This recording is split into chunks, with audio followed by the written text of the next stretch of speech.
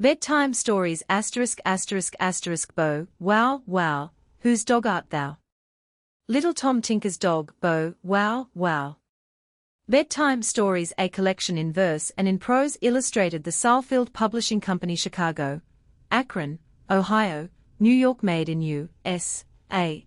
Copyright 1914 by the Salfield Publishing Co. The froggy who would sing croak. Croak, croak, sang the frog one fine summer evening. Really, he thought, I have a very fine voice, and the fishes putting their heads out of the water thought so too. But fishes have no voice at all, so perhaps that was why they thought the singing of the frog so wonderful. Then, too, he was their next-door neighbor, and the doings of next-door neighbors are sometimes thought more wonderful than the doings of persons at a distance, though at other times it may be just the other way about. Froggy was very proud of his voice, and as he knew the fishes were proud of it too, he thought he would be sure to charm the world with his singing. So he set off across the fields and sang to the little field mouse and the mole. But the field mouse thought her own shrill note far finer than Froggy's coarse croaking, and did not pay much attention to him. In fact, her attention was very much taken up with a beautiful nest she had made of grass, to keep her little ones warm and dry, while blind Mole did not even put his head above the ground to hear the singing, he was so busy burrowing tunnels and making his wonderful fortress. Froggy left them in disgust, and journeyed on till he came to a garden. Surely, he thought, in this beautiful place my singing will be welcome. But no one paid any attention to Froggy there. The bees were too busy gathering nectar and pollen from the flowers to make honey and bee bread, to feed the young bees at home in the hive. The summer was going fast and they knew they had also to get in store for the winter, so they had no time to pay attention even to the finest singing, while the bumblebee was buzzing away as fast as he could to get back to his nest on some mossy bank. The butterflies had only a little while to live, and perhaps the only thing they were thinking about, besides sipping some sweet juices from the flowers, was where to find a nice leaf on which to lay some eggs, so that when the little caterpillars were hatched they should have something to eat. The caterpillar was just spending his life eating as much as he could, so that he could turn into a beautiful moth by and by, and fly about in the evening. The snail was going along very slowly, it is true, but as quickly as he could, only thinking of finding some safe spot where a thrush could not find him and break open his shell and eat him up. As for the spider, his one care was to catch a passing fly or daddy-long-legs and make a good meal. Even the flowers themselves did not pay any attention to poor Froggy. Their own bright colors, they thought, were finer than any singing. Besides, they were wondering whether the sunshine would last long enough to ripen their seeds, so that they could come up again as flowers next year. So in the evening Froggy hopped all the way back to his native pond, where he found a brown bird singing a most beautiful song. It was the nightingale. Really, thought Froggy, I am no singer after all.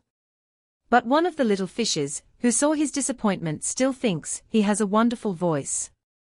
It's raining, it's pouring, it's raining, it's pouring.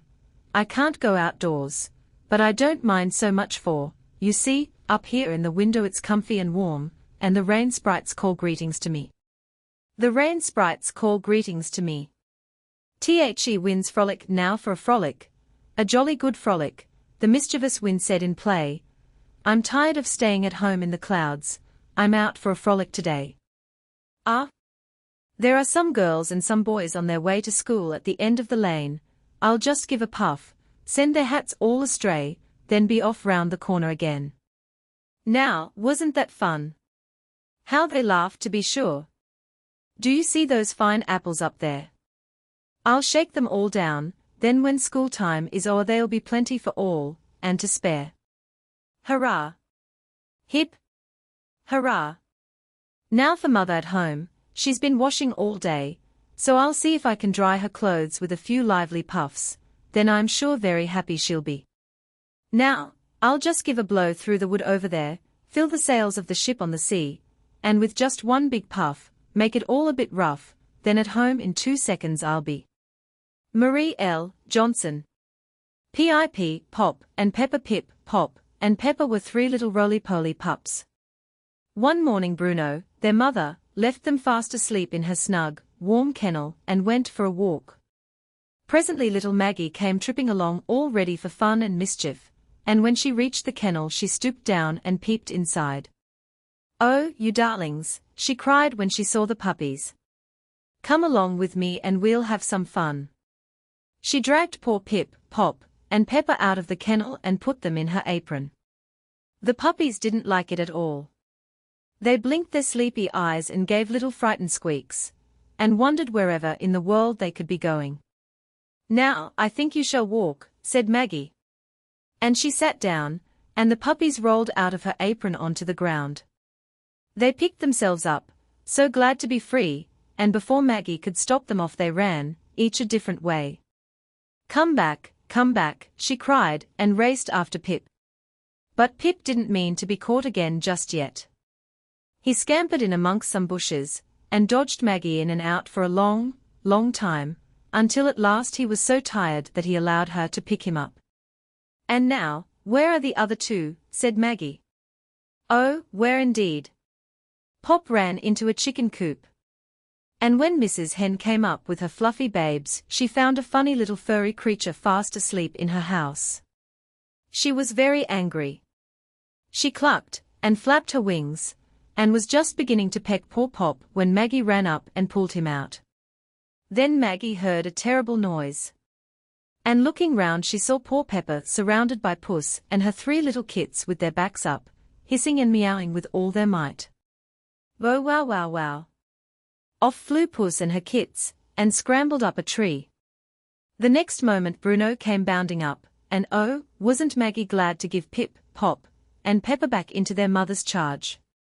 The snowman on a winter's night, when the moon was bright, and the snow lay thick on the ground, a little snow elf came out by himself, and took a good look around. And next, we made a large round ball and fixed for it a head, we gave him stones for eyes, and made his mouth with paper, red.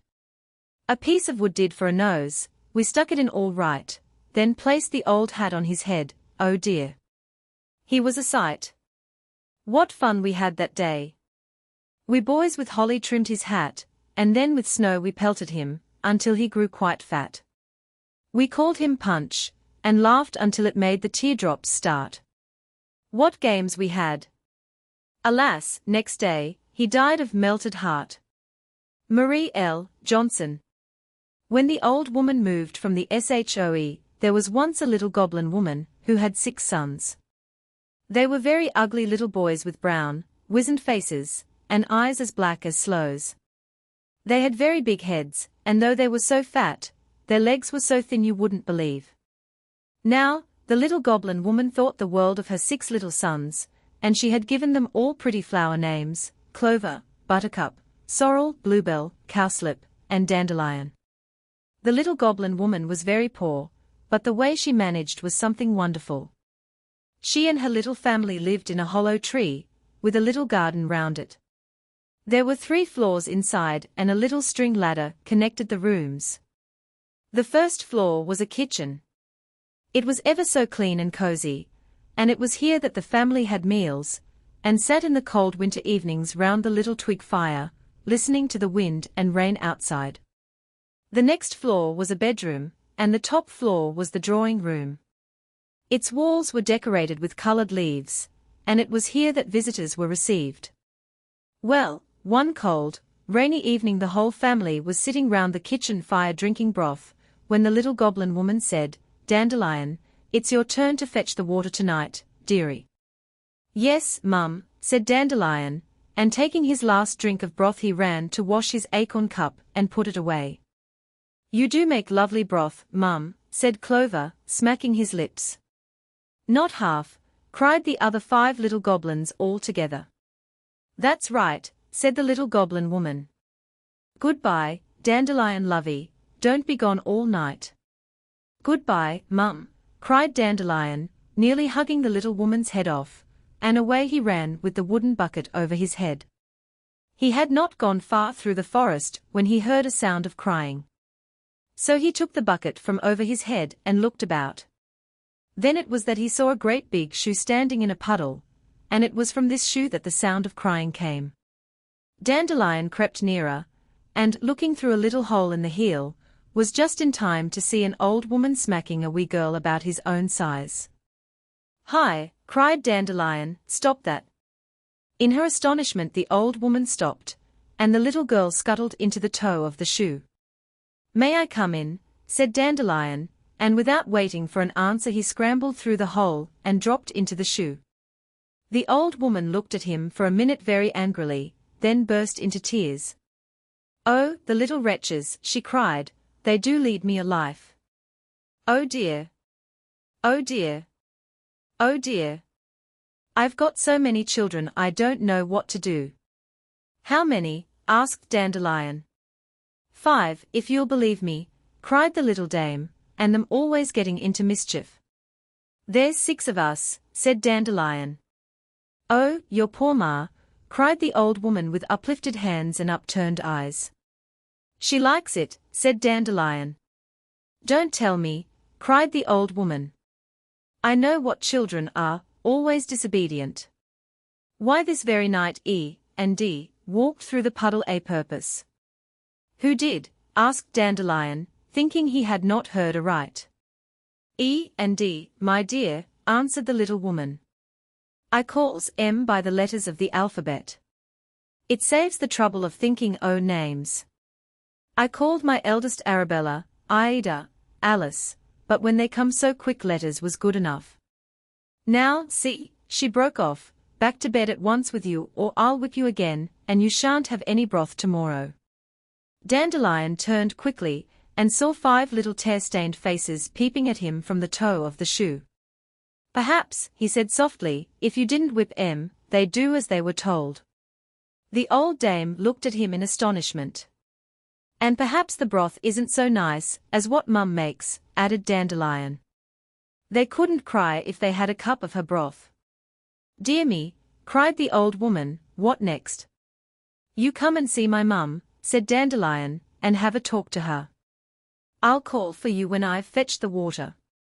"Well, now," said the old dame, "it ain't often I goes on a little visit. It'll be a change." And she put on her bonnet. That night the old woman woke the children up and gave them each a kiss, which surprised them very much, but they were still more astonished when she gave them each some broth with bread. "My dears," she said, "you're going to have bread in your broth every night. And I've got a new soup recipe in my pocket. What's more, we've all been asked out to tea tomorrow, so I'm going to put your hair in curl papers." "Oh no, no," screamed the children, "you'll pull, and then we shall cry and you'll beat us." "I ain't going to beat you no more, my dears," said the old woman, kissing them all again. "I've learnt a lesson." "Come in, my dear, come in," cried Mrs. Goblin. "I've lit a fire in the drawing room, so we can have a little talk while the children play in the kitchen. And now, my dear," she added, when they were alone, "now you are here, what's to hinder you from stopping?" The old woman was crying for joy. "But so many children," she said presently. "The more the merrier. We'll all live together and be as happy as the night is short." And so they did. A song of spring, the sun's shining bright, and the sky is blue, the birds are singing, and we sing too. The primroses bloom, and the lambkins play, oh, sing for the joy of a glad spring day. Johnny and the apples, as Johnny was going to school one fine day, some rosy-cheeked apples he saw o'er the way. Inviting they looked, so he climbed up the tree, and filled all his pockets. How naughty was he! He ate and he ate, till he felt a bad pain, then said he would never steal apples again. The farmer came by with a stick in his hand, and said, "Master Johnny, do you understand those apples are mine? You are stealing them, so I must punish you for it ere I let you go." So he whipped him and whipped him. Poor Johnny felt sore. Sighed he, "Oh, I never will steal apples more." That night, when the children came home from the school, they said, because Johnny had broken the rule by staying away without leave, he'd to stay at the foot of the class through the whole next day. M.K. M.Y. kitten, oh, my kitten, and oh, my puppy, my dearie, I could play with you all day long, and not be the least bit weary. My parasol keeps off the sun, the flowers are sweet on the air, There's no other child in Japan so happy and free from care. An April shower one day, little Simon Brownie said to his brothers, Joe and Sam, I would give the world if I could grow. I wish I was a giant instead of a brownie. Ha! Ha! Laughed Joe. Ha! Ha! Laughed Sam. They thought it a fine joke. If you want to grow so much, said Joe, you must eat plenty of porridge. Next morning at breakfast, Simon, to his mother's surprise, asked for a second helping of porridge. As a rule he scarcely finished his first. For a whole week he did this, but not a tiny, wee bit did he grow. Porridge is no use, said Simon to Joe and Sam, can't you think of something else? But his brothers shook their heads. Next day, however, they thought of something else. Simon, tired out with play, had flung himself under a toadstool for a nap. Let's water him, whispered naughty Joe to Sam, the same as mother does the flowers, that will make him grow. And without wasting any more words, he ran home for his watering can. Presently Simon awoke all in a hurry, thinking that an April shower was pouring down upon him. When he found out it was Joe who was watering him with his can, he was at first quite angry.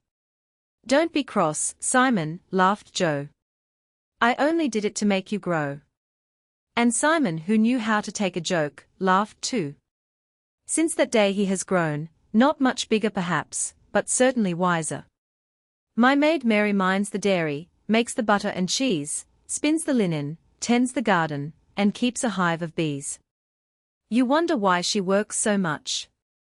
She can't be idle, Mary's Dutch. A besieged brownie, I'm going on a voyage of discovery, said Mr. Brownie to his wife, one morning at breakfast. You might pack me up a few sandwiches, my dear. Of course Mrs. Brownie, being a kind wife, said, yes, with pleasure. Where are you going to, Daddy? Asked Bobby Brownie, who was rather a pert little fellow. I am going, said his father in a very grand tone, to discover the West Pole. The West Pole, never heard of such a place. Where is it? Said Bobby. It is close to where the sun sets, was the reply. The exact spot is left for me to find out. And shortly after breakfast Mr. Brownie started forth. He tramped a long distance until at last he came to a meadow near a farmhouse. Here he saw, not the West Pole, but a toadstool which had sprung up in the night.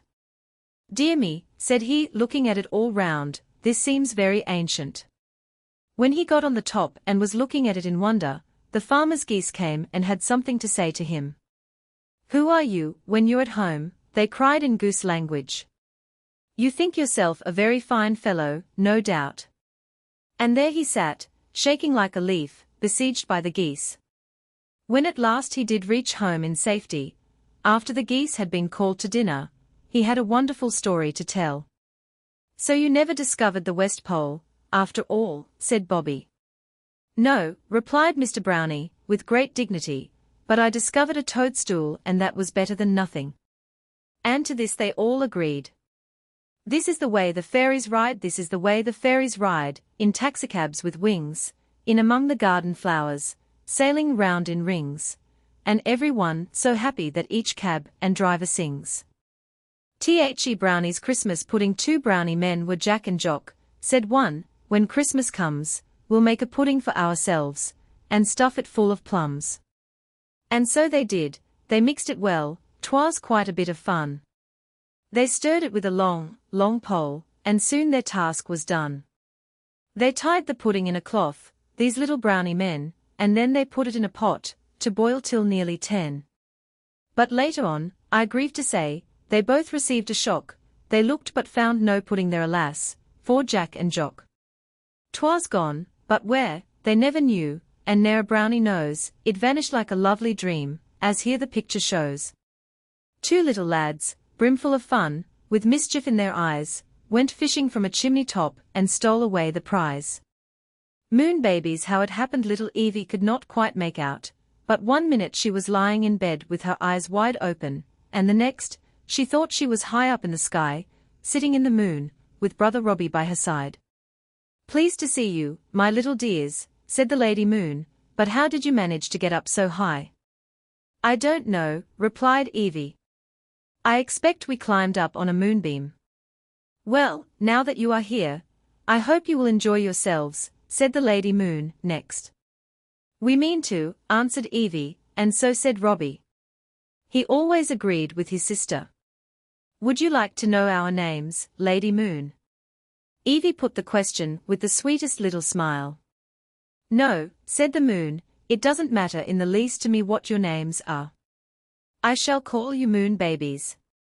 The sky now began to grow darker, and presently a bright, silvery star peeped out and shone right over the little ones' heads.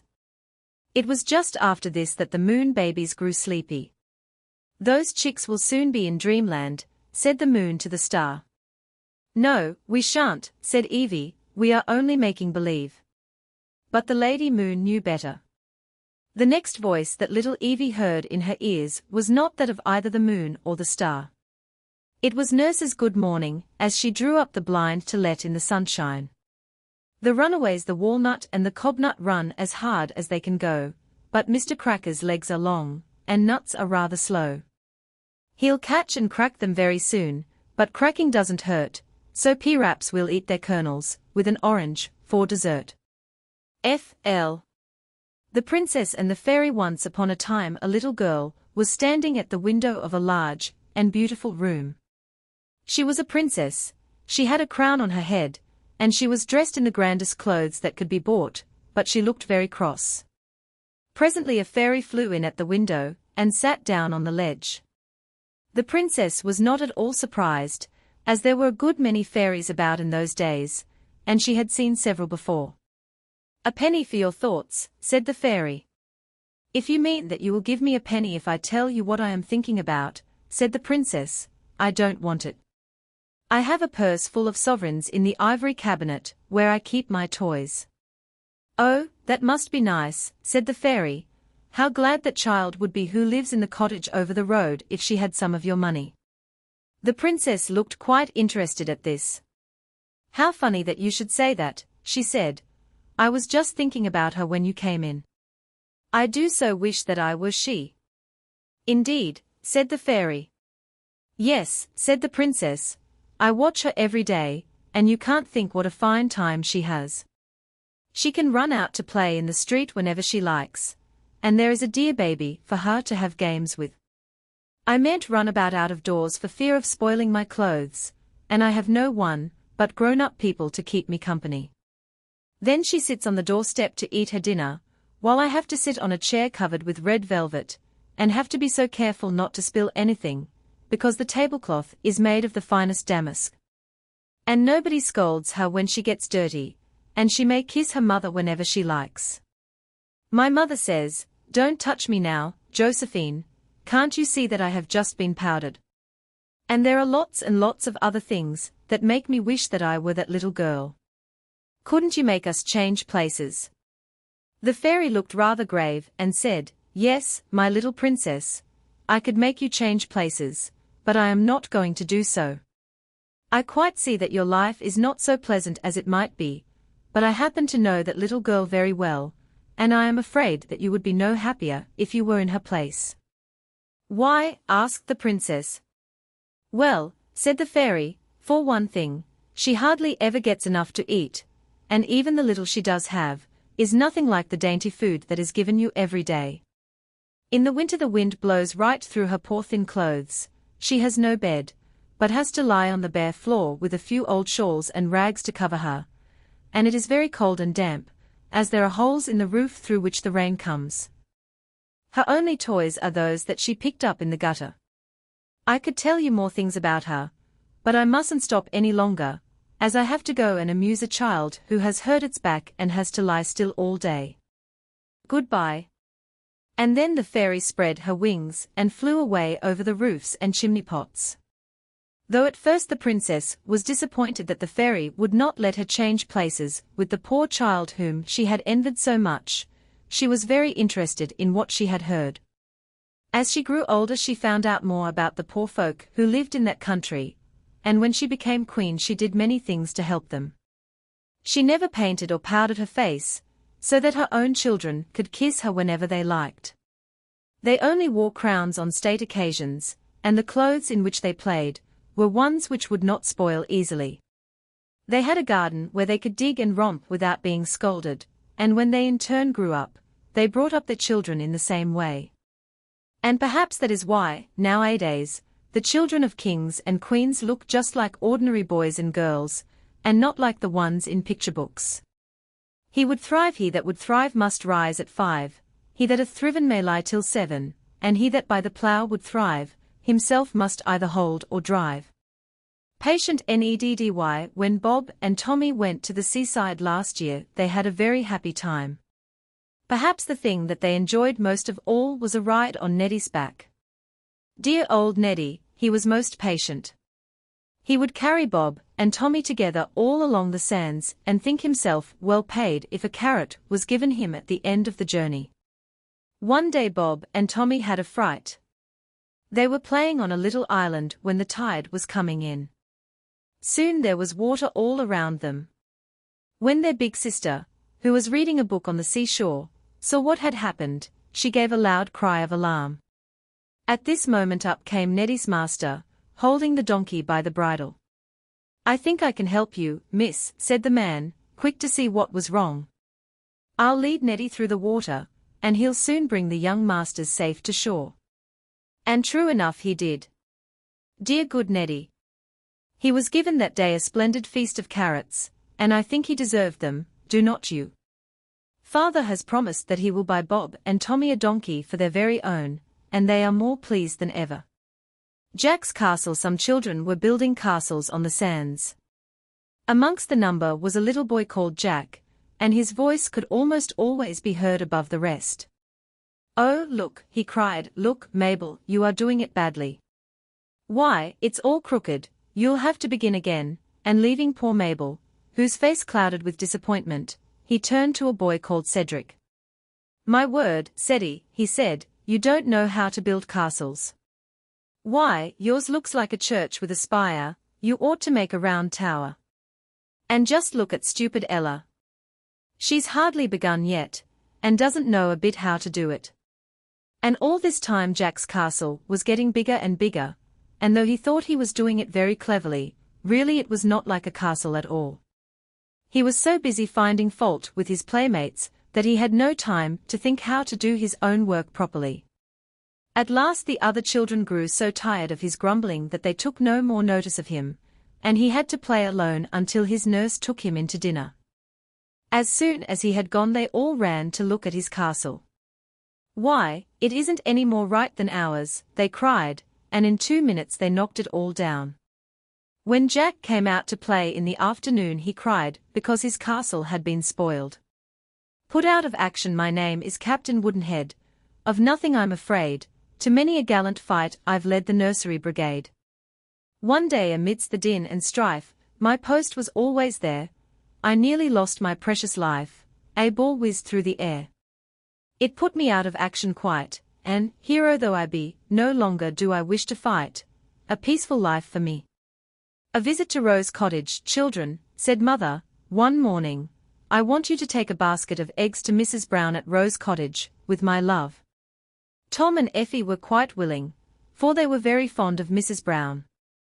The walk there was lovely, the skies were blue and the birds were singing their sweetest songs. At last they reached the garden gate. Oh, cried little Effie, who was carrying the basket of eggs, just look, Tom. There's a billy goat in the garden. Let us go and make friends with him. So we will, said Tom.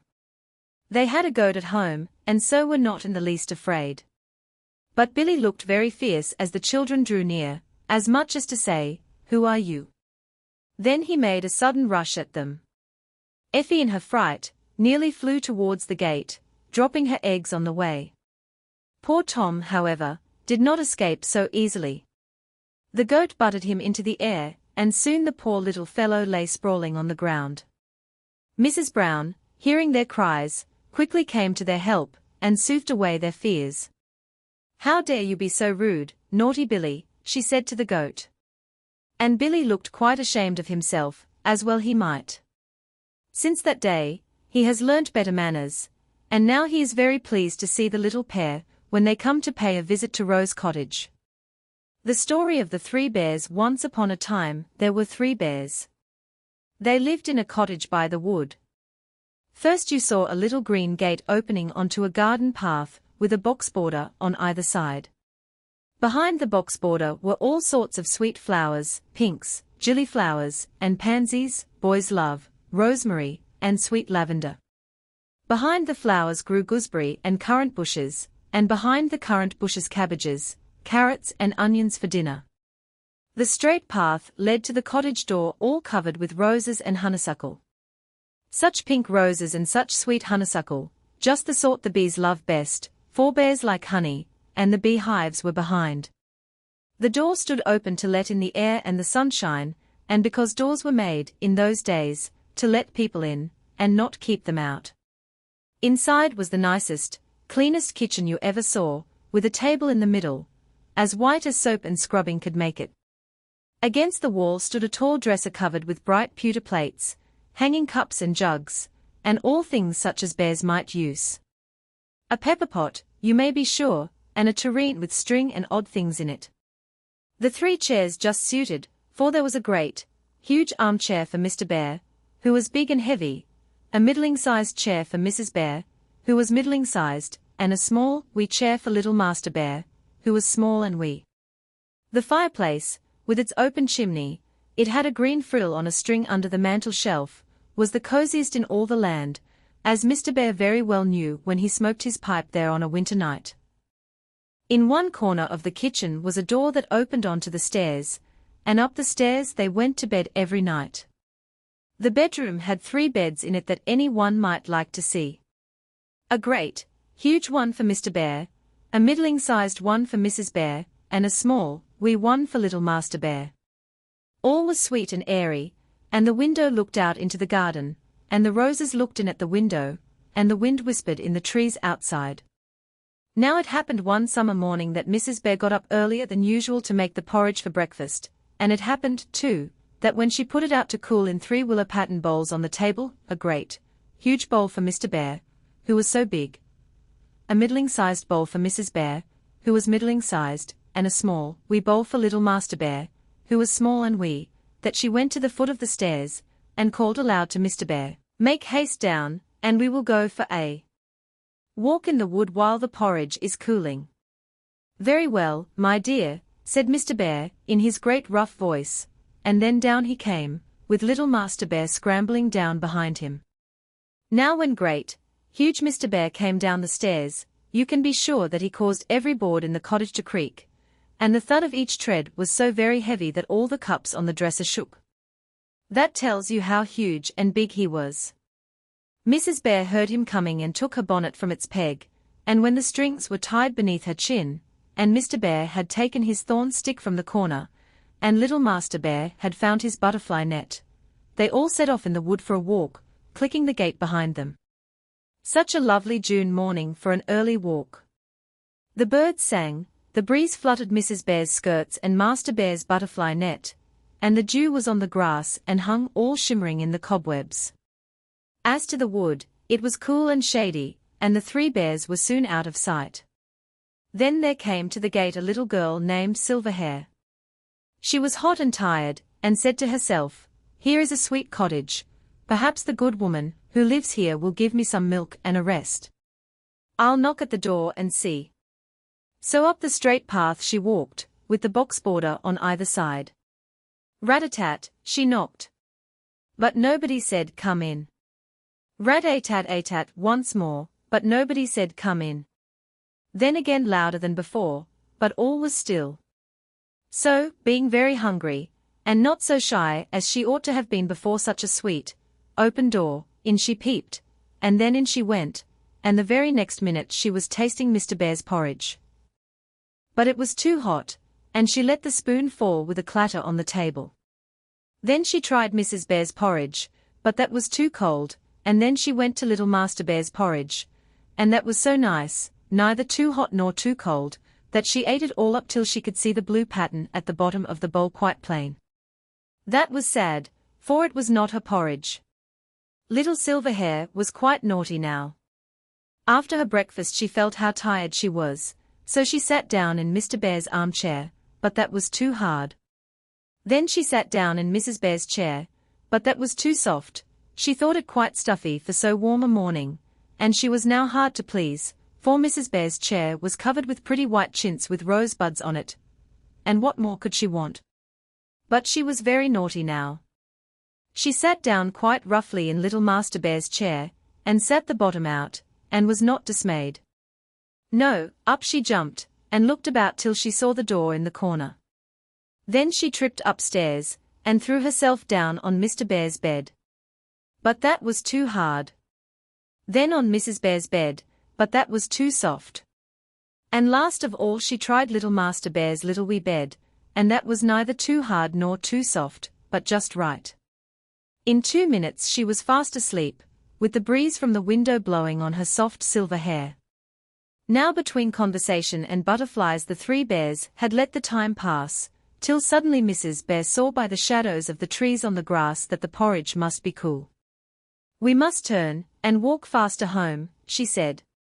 "Very well, my dear," said Mr. Bear in his great, huge voice. But the birds in the wood did not flutter, for they knew quite well what a kind heart he had, and how he kept crumbs on his window-sill. When they got to the gate that they had clicked behind them, it was open, and Mr. Bear hurried on to see who had come. He hurried on till, when Mrs. Bear and the little one came in, he was standing before his porridge bowl with a sad face, and his spectacles pushed on his forehead. "Someone has been at my porridge," he said, very loud indeed. Poor Mrs. Bear! She looked at her own bowl, threw up her hands, and said in her middling-sized way, "Oh, dearie me, someone has been at my porridge." Then little Master Bear tossed his butterfly net into the corner and ran to the table, but though he tipped up his bowl till the pattern was plain to see on the bottom, not so much as 1 drop of milk could he get from out of it, and he cried in his shrill little voice, "Someone has been at my porridge, and has eaten it all up." Then there was great uneasiness in the mind of Mr. Bear, and he turned to his chair, and saw how it was pulled from the wall in a very unusual way.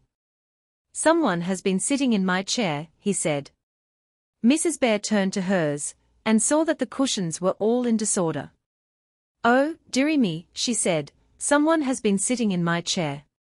Then Master Bear, leaving his empty bowl, hustled up to see, and now it was "oh, dearie me," and no mistake, for when he saw his little chair all broken and spoiled he cried out at the top of his wee voice, "Someone has been sitting in my chair, and has set the bottom out."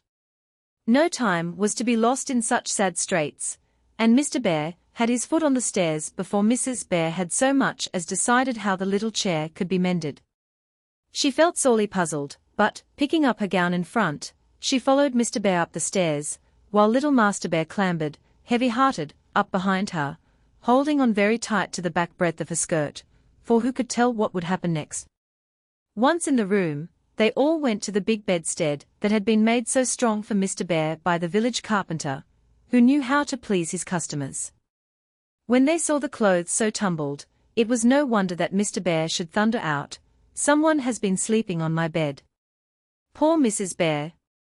She turned round to look at her own white bed, with its pretty dimity curtains, and she called out in her middling-sized way, "Oh, dearie, dearie, dearie me, someone has been sleeping on my bed."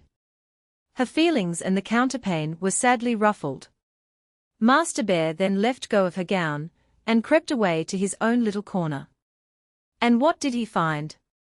Fast asleep, with her hand tucked under her cheek, and her hair all tossed about on the pillow, lay little Silverhair, dreaming of porridge and broken chairs. How pleased the wee bear was!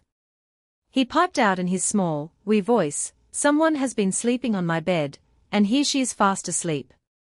But the last word sounded so loud in Silverhair's ear, that it woke her with a start, and before the 3 bears could tell what to do next, she had jumped out of bed, and then out through the window, brushing the dew off the roses as she went. And those 3 bears never saw her any more. Baby Blue Eyes. One night, when the moon was big and round, Baby Blue Eyes was lost. Dear, oh dear, there was a terrible upset in Babyland. Said Chubby Face, the infant queen, I'm not going to rest till Blue Eyes is found." And starting forth with rosy cheeks, her little maid of honor, she began her search. At last, oh, what joy filled her heart, she found little Blue Eyes fast asleep near a toadstool.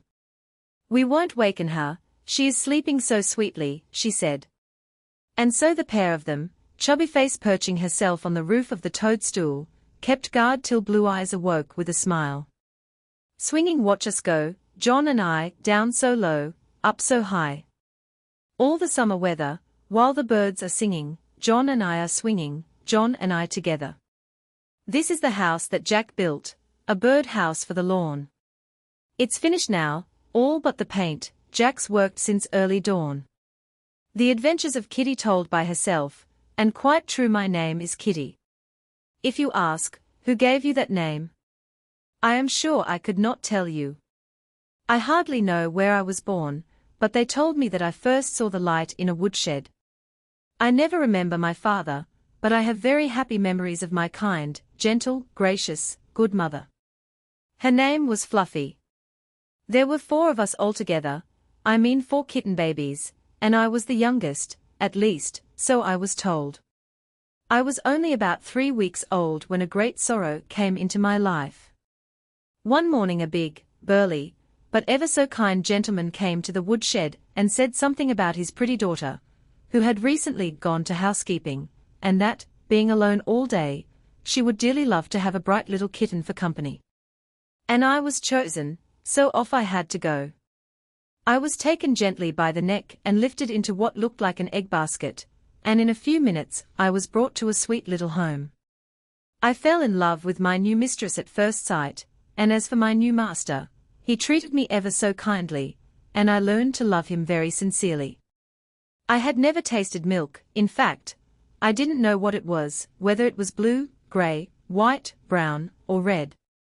Soon after my arrival my new mistress, who bore the sweet name of Lily, brought me some white liquid in a saucer.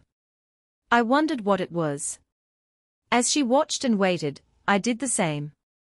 At last she took my wee little head in her long, thin, white hand and dipped it in the white liquid.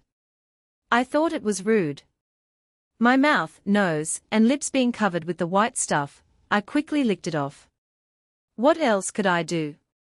When I tasted the fluid I found out how nice it was, and began to lap it up at a great rate. Then it was I found out it was milk she had given me. I got quite fond of it, and had a regular supply night and morning. And I always said thank you, by giving a gentle purr. Then at dinner time my young master, Mr. Fred, gave me some choice, dainty bits off his plate, which I greatly enjoyed. When I arrived at this pretty cottage, I was so small, I looked just like a bundle of grey worsted, but day by day I was getting bigger, fatter, and nicer looking. I was indeed. Don't think I'm vain, I'm not. But when a sweet young mistress says pretty Kitty 27 times every day, what can I think but that I am a fascinating, good-looking little puss? Soon after my homecoming, another big sorrow came into my kitten life. My dear young mistress was taken seriously ill, and had to go to bed, and stay there. The doctor was called, and came nearly every day. I was nearly broken-hearted, and every chance I got I rushed upstairs, so as to tell, in my simple, loving way, how sorry I was for all the trouble that had come to my dearest earthly friend. I sprang onto the bed, walked over the counterpane, and reached the white pillow on which lay the head of my sweet young mistress. I purred very gently, rubbed my nose against her cheek, and said, in the best possible way to a kitten, how sorry I am. Do make haste and get well again. I do miss you so. Once or twice I'm afraid I woke her out of a sweet sleep, but how should I know she was asleep? Nobody told me. So I was seized by my neck, and put out of the room a good many times. But every time the kind nurse opened the door, I rushed in again, sprang on the bed, and said, I'm so sorry, ever so many times. And sometimes, in the dark night, or early hours of the morning, I would creep up to the bedroom door, and cry as loudly as I could. At last a crisis came, and to me it was a big crisis, my third trouble, and I was only 6 weeks old. I was to be sent away, because I was so troublesome. I thought it was very, very hard, and I cried about it for 3¾ minutes, and 13 long seconds after that. Wherever was I to be sent? One evening a tall, kindly-looking gentleman came to our house, and my young master said to him, "Father, can you take charge of Kitty for a few days, until Lily gets better?" "All right, my boy," was the cheery reply. I liked his voice and manner. My fears were soon set at rest, for I felt sure he would make my short visit as cozy and comfortable as he possibly could. A few minutes later he took me up by my neck, laid me gently on his arm, and took me out into the dark and stormy night. But I wasn't afraid, not one little bit, for all the way my new master kept saying, "Poor little Kitty." But it was the way he said it that made such an impression on me. We had not far to go, only about 3 minutes' walk. My new home was, if possible, even better than the one I'd left, so cozy comfy like. Having had my supper, I lay down on the hearthrug before a big fire, and was soon fast asleep. But I got a rude awakening, and 9 times as big a fright. I had only been asleep about a quarter of an hour when I felt something cold touching my nose. I wondered what on earth it was. Looking up, I saw a big tomcat staring at me wildly and jealously. He seemed to say, "What are you doing here? Don't you know you're sleeping in my place? This is my home, not yours." I sprang to my feet and faced Impy. He was a big, black fellow, 8 or 10 times as big as I was, with eyes flashing like automobile lights. And yet, strange to say, I wasn't a bit afraid, that is, not after the first startling. I stared at him, put my little back up, and spat at him, real hard. Yes, and I frightened him too, for after a low growl he turned away, scowling at me, and went off to the kitchen to tell Nellie, the maid, all about me. So I lay down to sleep again, and enjoyed a good night's rest. The next day I had another fright. At my new home lived a big collie dog, called Bunty, and the next morning I had to be introduced. Bunty and I were soon fast friends. Instead of scowling at me as Impy had done, he came and looked at me ever so kindly, and kissed me, as if to say, "I like the looks of you, let's be friends." And we were, all the time I stayed there. He often gave me warm kiss licks, and loved to have me play with his long, shaggy tail, climb over his back, and lie by his side and purr. It was very nice, and I shall love Bunty all the days of my life. If ever I get married, and I don't see why I shouldn't, I shall dearly love to have Bunty come and stay with us, and make his visit as long as he possibly can. He will always be a welcome guest. But one day I nearly lost his love and affection. It came about in this way. Wandering in the kitchen one day, early after dinner, I saw Bunty busy enjoying a mutton bone feast. I did long for a bit. So I made a dash for Bunty's bone, yes, and I got it, too. Off I ran into the dining room with the bone in my mouth, the big collie chasing me. How I managed to carry it I don't know, for the bone was nearly as big as I was. I hid, but Bunty found me, and got his bone. The wonder is, he didn't bite me for being so greedy.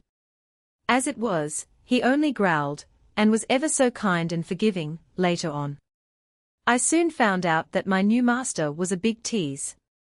He used to tumble me over on my back and tickle me so earnestly, I had to scratch and bite him real hard, so as to defend myself. But he did not seem to mind, not he. One night I got lost. When the front door was opened I ran out into the road, and had a merry scamper. I tried to find my way back, but couldn't. What was I to do? It was a cold, bitter night, and I was a stranger in those parts. Still, I felt I ought to do my best. So I ran up to what I thought was my new master's front door and cried. A kind little girl let me in, and I soon found I was in the wrong house. I did not mind that so much, so long as I had got in somewhere. They were very kind to me, gave me some milk, and said "pretty pussy" a good many times. The next morning Nellie, the maid, called over the garden wall, has a stray kitten come to your house? Yes, replied the little girl, Kathleen. Do you want her? Of course they did, and soon I was safely lodged at Jasmine Villa. But when my dear young mistress got well, I joyfully went back, and said how grateful I was to get home again. A comforter, don't cry, little brother. I know that you fell, but the place isn't bleeding, it soon will be well. Dry your eyes, little brother, you're growing so tall and it's only a baby who cries at a fall. But hark, little brother, I hear the birds sing. We'll play I'm a duchess, and you are a king. So come, little brother, I'll make you a crown of the pretty white daisies that grow on the down. A Dutch village. There is a little Dutch village called Volendam. Most of the men are fishermen, and wear tight blouses of crimson or blue, and large, baggy trousers coming down to their ankles. The little boys, even the tiniest ones, are dressed just like their fathers and their big brothers. Sometimes they are to be seen walking up and down the narrow streets of the village with their hands in their pockets, trying to look like the men. The women and girls wear white lace caps and a great many woolen skirts, sometimes as many as 8 or 10, and the more they wear the more they are admired by their neighbors. Even the tiny girls of 2 or 3 years old are dressed just like their mothers. All the people wear wooden shoes, and as most of the streets are paved with tiles, the people make a great noise as they clatter up and down. These wooden shoes look very big and clumsy, but the children manage to run about in them just as easily as you do in yours. Nearly every woman and girl in Volendam wears a necklace of coral beads. And nearly every man and boy wears 2 big silver buttons. The richer a man is, the larger are his silver buttons. The Dutch people keep their houses and streets very clean. They are always scrubbing their houses inside or out, and the little girls have to help in this as well as their big sisters. The birthday party, will you please come to my party, wrote Margaret to Nell, to Dorothy and Frederick and baby May as well. Also to Jack and Marjorie, to Barbara and Kate, and many other friends besides whose names I won't relate. And as it is my birthday, and at last I shall be 6, we are to have a conjurer to show us wondrous tricks. Some games and dancing after that, so please do not forget to come quite punctually at 4, your loving Margaret. The invitations were sent round, and as you well may guess, the answers soon came pouring in, and every one said yes. The time seemed long to wait, and when the glad day came at last, they all arrived at 4 o'clock, and not a moment passed. And everybody brought a gift to little Margaret, because it was her birthday, and because she was a pet. Of dolls and toys and picture books she soon had quite a store piled up around her on the chairs, and some upon the floor. That was a splendid party, and the conjurer was grand. I really think he must have come direct from Fairyland. And how the children romped and played, with all their might and main, till it was time to go, then they wished they could begin again. The wandering ducklings, 6 little ducklings, went waddling away over the common one fine summer day. 6 little ducklings went plump in the pond, for of the water you know they are fond. 6 little ducklings went swimming about, each with their yellow webbed feet turning out. 1 little duckling took fright at a cat. Puss would not hurt him, he did not know that. 1 little duckling went wandering away, nobody found him until the next day. 4 little ducklings were left then you know, home o'er the common deciding to go. 2 little ducklings then found a big snail just by the well side, at back of the pail. Catching and eating him took them some time, they lost their way back, 'twas dusk and past 9. 1 little duckling was caught with great joy, Bobby Bright fancied that he was a toy.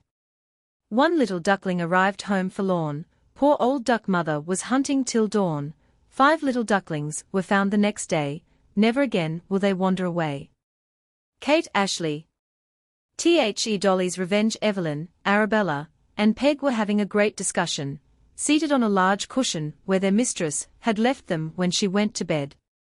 "It isn't fair," exclaimed Arabella, shaking herself. "Here I can scarcely bend, because she has stuck a pin right through me. It goes in at my waist and out at my back, and the bit that sticks out at my back, she hung my sash on and thought it wonderful.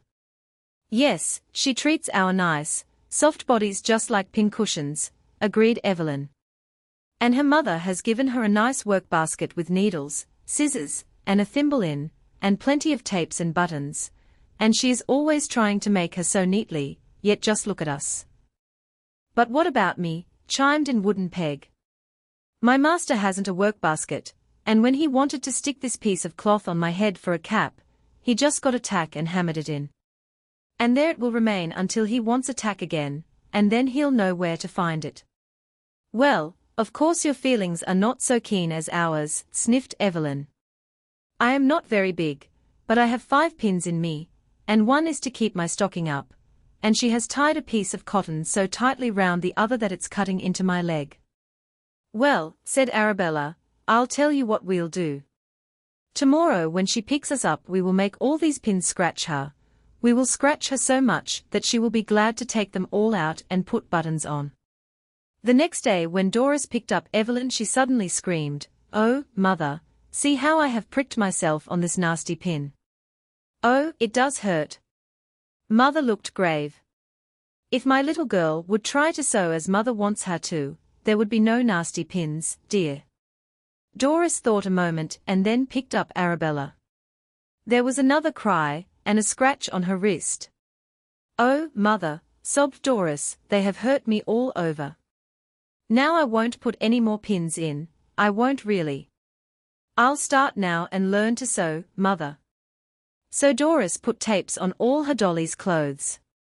Indeed, she even put tapes on Peg's hat and tied it under her chin for her, and Jim was very glad, because he was wanting the tack. Isabel Rayfield. A jolly little frog was he, whose heart was always gay, he never looked the darkest side, however dull the day. When other frogs in weary tones declared the weather hot, he croaked his happy little song, and chose a shady spot. One day he nearly came to grief when swimming in the pool, a naughty, horrid little boy stood by the water's cool. At Master Frog he threw a stone, I'll make you hop, said he missed his aim, and Frogger hopped in safety home to tea. If any harm had come to him, I think I should have cried, for he was quite his mother's pet, his daddy's joy and pride. He never once forgot to do the thing that he was bid, did e'er you meet such little frog? I'm sure you never did. Was ever heard such noise? Was ever heard such noise and clatter? Billy's got a drum. Guess we'll have to leave this flat, or bribe him to keep mum. Billy's got a drum. The man in the moon looked down at the earth, with a smile that was gay but pensive. I'd like to visit that place, he said, but traveling's so very expensive. The grasshopper, old daddy grasshopper's keeping a school, funniest ever was seen, all the wee grasshoppers stand, as a rule, dressed in their jackets of green. No little grasshoppers ever a dunce, plenty of leisure for play. Old daddy grasshopper shows him but once, then he goes hopping away. Learning to hop, hoppity hop. Hoppity, hoppity, hoppity hop. Out in the sun, isn't it fun, learning to hoppity hop? Grasshoppers learn to sing as they go, clapping their green shiny wings, though it is funny, 'tis true, as you know, that's how the grasshopper sings.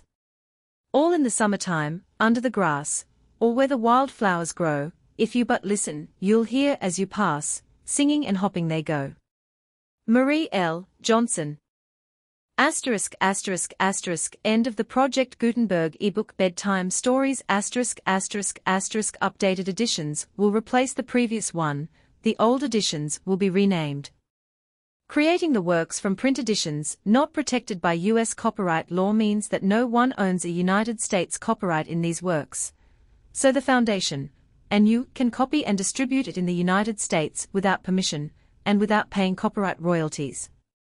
Special rules, set forth in the general terms of use part of this license, apply to copying and distributing Project Gutenberg electronic works, to protect the Project Gutenberg concept and trademark. Project Gutenberg is a registered trademark, and may not be used if you charge for an ebook, except by following the terms of the trademark license, including paying royalties for use of the Project Gutenberg trademark. If you do not charge anything for copies of this ebook, complying with the trademark license is very easy. You may use this ebook for nearly any purpose, such as creation of derivative works, reports, performances, and research. Project Gutenberg ebooks may be modified and printed and given away. You may do practically anything in the United States with ebooks not protected by U.S. copyright law. Redistribution is subject to the trademark license, especially commercial redistribution.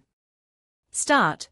Full license. The full Project Gutenberg license. Please read this before you distribute or use this work to protect the Project Gutenberg mission of promoting the free distribution of electronic works. By using or distributing this work, or any other work associated in any way with the phrase Project Gutenberg, you agree to comply with all the terms of the full Project Gutenberg license available with this file, or online at www.gutenberg.org/license. Section 1. General Terms of Use and Redistributing Project Gutenberg Electronic Works 1.a. By reading or using any part of this Project Gutenberg electronic work, you indicate that you have read, understand, agree to and accept all the terms of this license and intellectual property, trademark or copyright agreement. If you do not agree to abide by all the terms of this agreement, you must cease using and return or destroy all copies of Project Gutenberg electronic works in your possession. If you paid a fee for obtaining a copy of or access to a Project Gutenberg electronic work, and you do not agree to be bound by the terms of this agreement, you may obtain a refund from the person or entity to whom you paid the fee as set forth in paragraph 1.e.8. 1.b. Project Gutenberg is a registered trademark. It may only be used on or associated in any way with an electronic work by people who agree to be bound by the terms of this agreement. There are a few things that you can do with most Project Gutenberg electronic works even without complying with the full terms of this agreement. See paragraph 1.c below.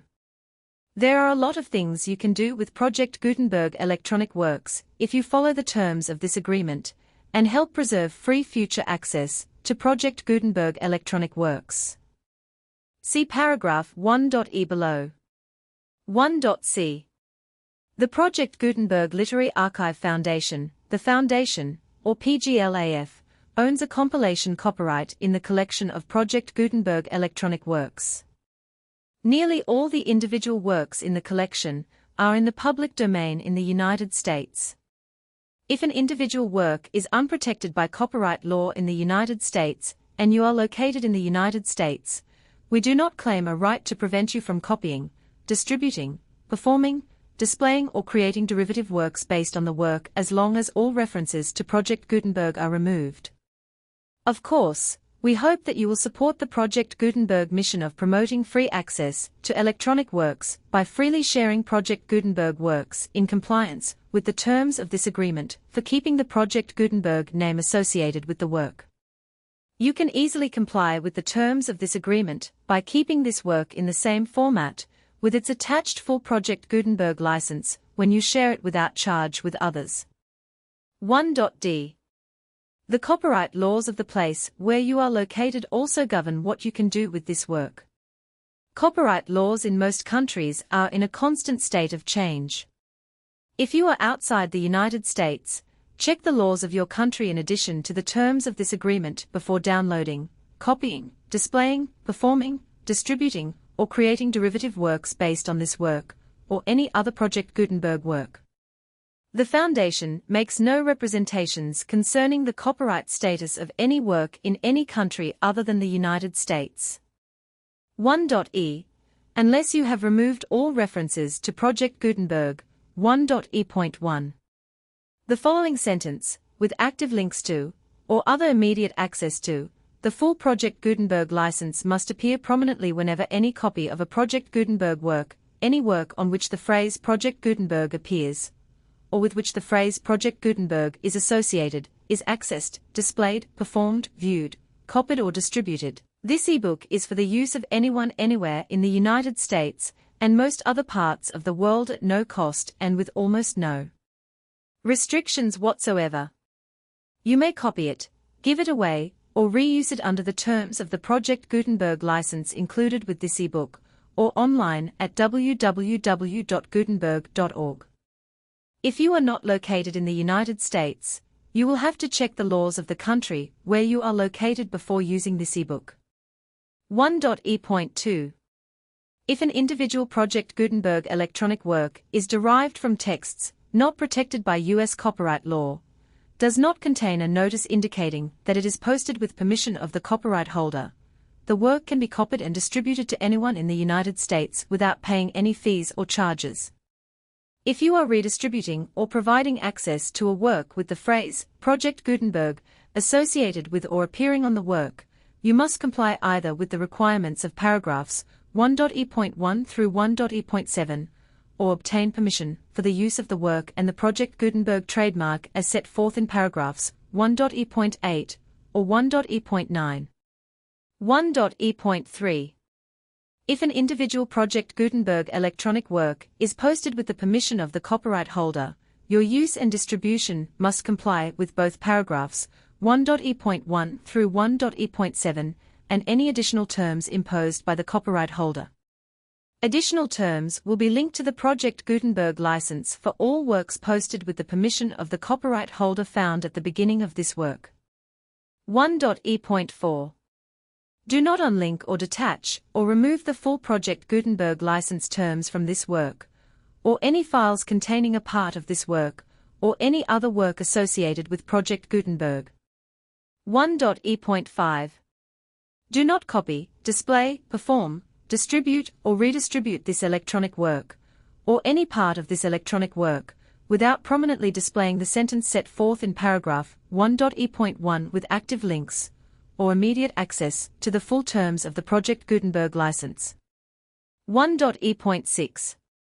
You may convert to and distribute this work in any binary, compressed, marked up, non-proprietary, or proprietary form, including any word processing or hypertext form.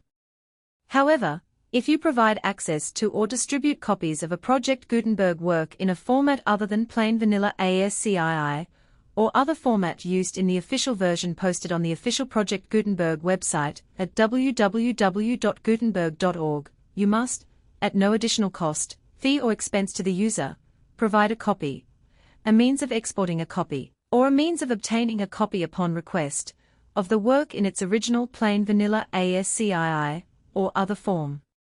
Any alternate format must include the full Project Gutenberg license, as specified in paragraph 1.E.1. 1.E.7. Do not charge a fee for access to, viewing, displaying, performing, copying or distributing any Project Gutenberg works unless you comply with paragraph 1.E.8 or 1.E.9. 1.E.8.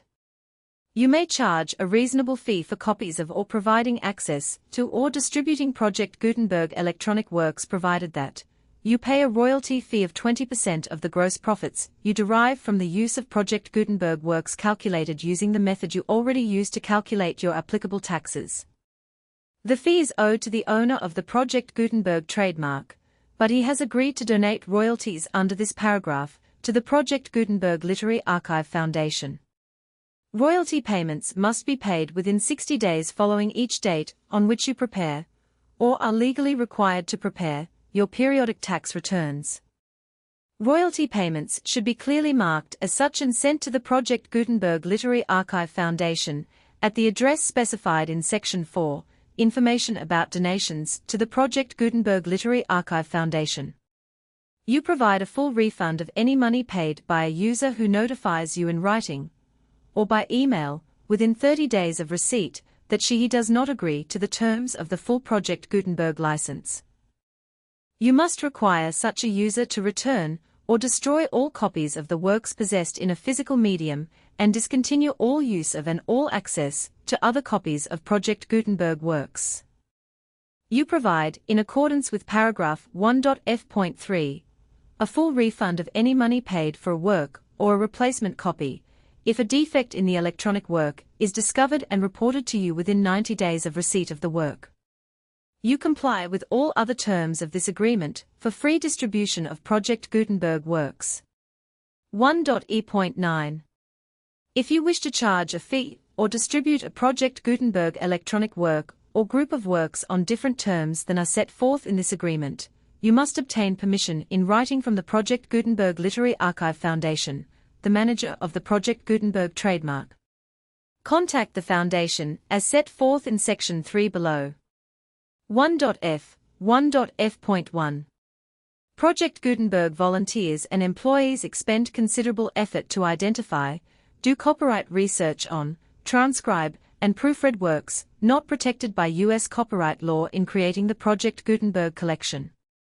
Despite these efforts, Project Gutenberg electronic works, and the medium on which they may be stored, may contain defects, such as, but not limited to, incomplete, inaccurate, or corrupt data, transcription errors, a copyright or other intellectual property infringement, a defective or damaged disk or other medium, a computer virus, or computer codes that damage or cannot be read by your equipment. 1.f.2. Limited warranty, disclaimer of damages except for the right of replacement or refund described in paragraph 1.f.3. The Project Gutenberg Literary Archive Foundation, the owner of the Project Gutenberg trademark, and any other party distributing a Project Gutenberg electronic work under this agreement, disclaim all liability to you for damages, costs and expenses, including legal fees. You agree that you have no remedies for negligence, strict liability, breach of warranty, or breach of contract except those provided in paragraph 1.f.3. You agree that the Foundation, the trademark owner, and any distributor under this agreement will not be liable to you for actual, direct, indirect, consequential, punitive or incidental damages even if you give notice of the possibility of such damage. 1.f.3. Limited right of replacement or refund. If you discover a defect in this electronic work within 90 days of receiving it, you can receive a refund of the money, if any, you paid for it by sending a written explanation to the person you received the work from. If you received the work on a physical medium, you must return the medium with your written explanation.